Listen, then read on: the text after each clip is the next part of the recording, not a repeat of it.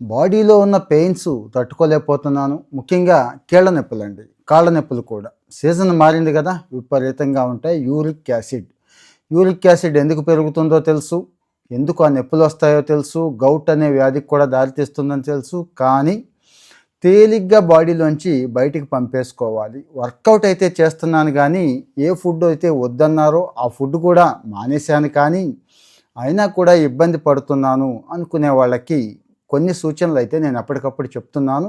ఇంకొక 4 చెప్తాను. అంటే ఈ 4 కూడా టీ లవర్స్ కోసం అండి. కొంతమంది అడుగుతున్నారు, నేను టీ రూపంలో తీసుకుంటాను, నాకు చాలా ఇష్టం అని చెప్పి. అలాంటి వాళ్ళకి ఇవి ఉపయోగపడతాయి.